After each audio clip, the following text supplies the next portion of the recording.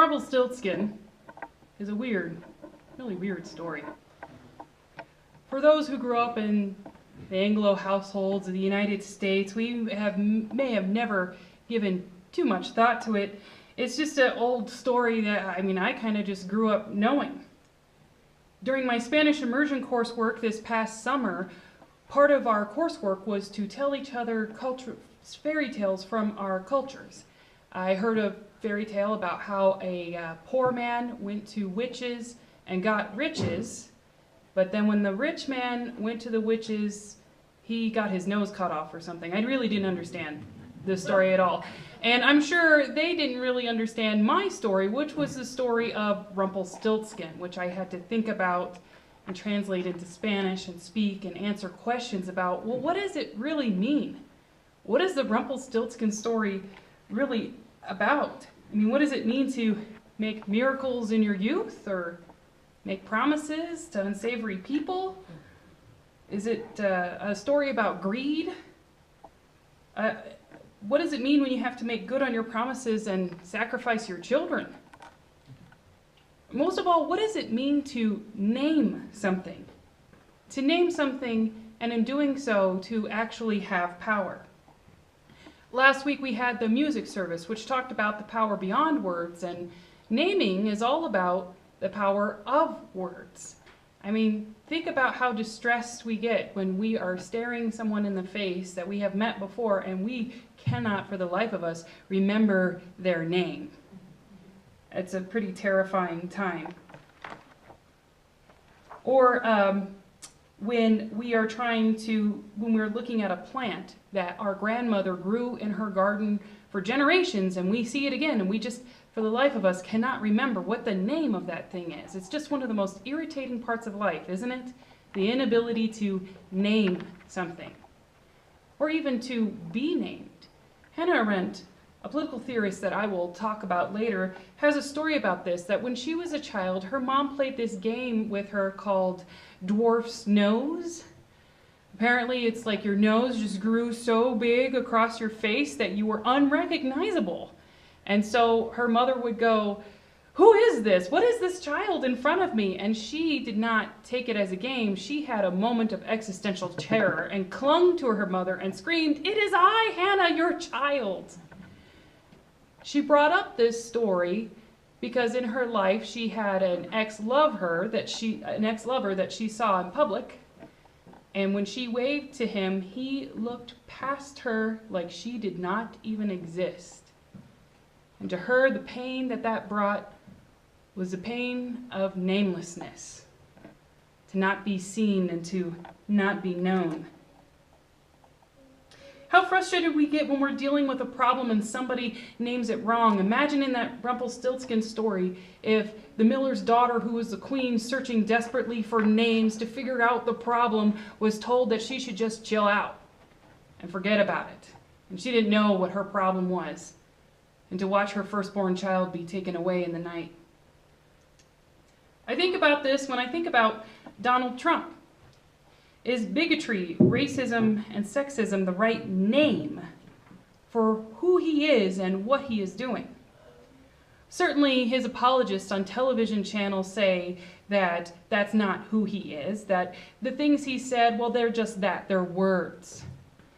And what the Clinton campaign has done, and the Clintons have actually done those racist, sexist, and bigoted things when they were in seats of power, and they try to say Trump has never actually done any of these things.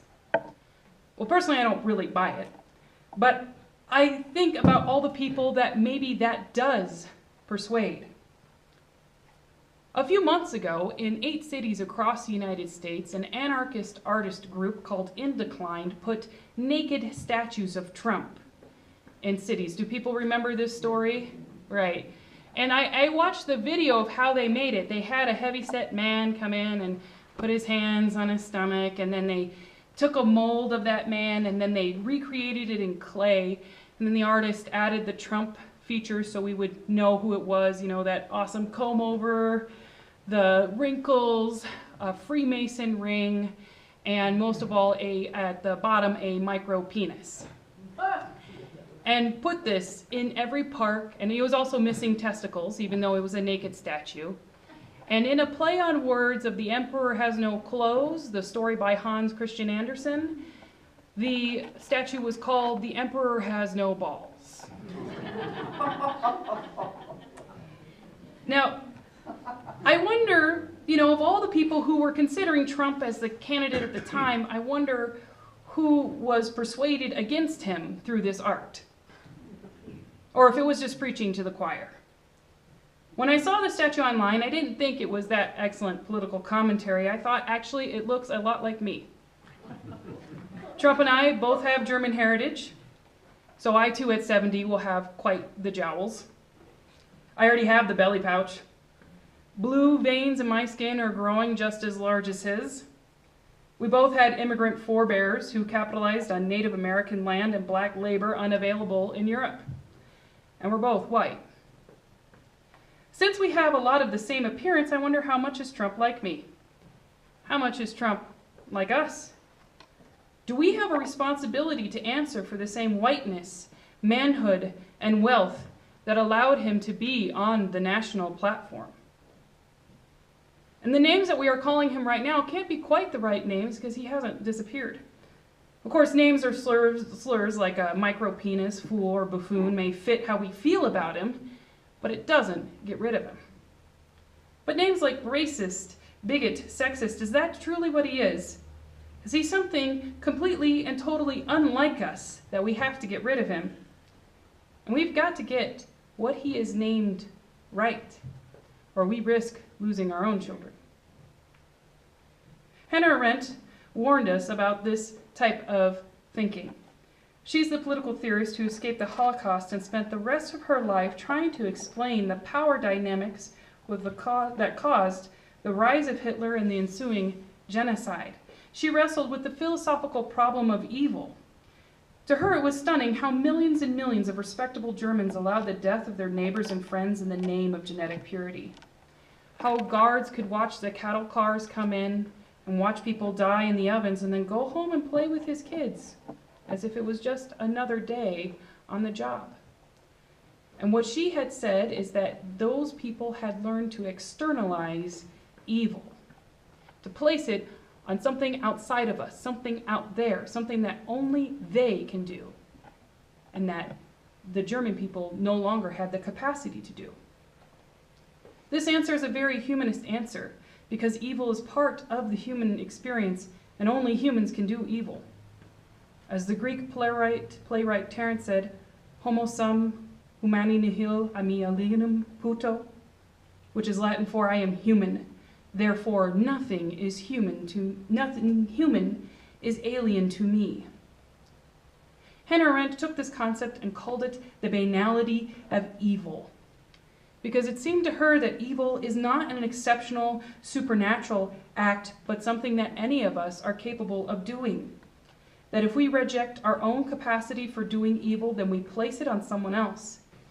When we start the process of dehumanizing others, making them the other, the lesser, that has a capacity for evil we've rejected in ourselves, this is what creates the grounds for genocide. Her difficult call is to accept that we too could be Trump supporters. And that honest realization is far more helpful to society than to say that Donald Trump is somehow less than a man and has less than a manhood than the rest of humanity. The opportunity that Trump represents for the United States is a chance to restore civility and good governance to our republic. Long before he appeared on the scene, both political parties used sexism, racism, and bigotry to wield power over others. Hillary Clinton has now apologized for calling black youth super predators, while her husband passed the most sweeping crime bill during the 1990s, which created our modern prison industrial complex, which affects largely people of color. He couldn't afford to look weak on crime, so he sold our nation out too. What Trump has done is made white supremacy explicit. The code words politicians of all stripes have used is now laid bare. Safe communities is one example. And this sermon today could go on for hours if I were to list all the implicit ways that sexism and bigotry exist in our political system. The morning after the election, for better or for worse, Donald Trump will still be there. He will still have followers. The 40% of the people who will vote for him will still be our neighbors the day after the election. And if during this election season, to protect ourselves, we harden our hearts against them and pretend that they are the other, that they're the racist, bigots, and sexists who are less human than us, we create the space for demagogues to rise again. If we cannot recognize our own capacity for evil, then we are cut off from the rest of our nation, because we will be cut off from what this election is really about. Pain. That people are hurt. That people are suffering. The political elite in our nation have spun straw into gold for decades, and the terrible promises they made have cost us our children, our neighbors, and our communities. We must have compassion, like the great black writer James Baldwin had, who wrote that I imagine one of the reasons people cling to their hate so stubbornly is because they sense once hate is gone, they will be forced to deal with the pain. And this is the real problem that we must name.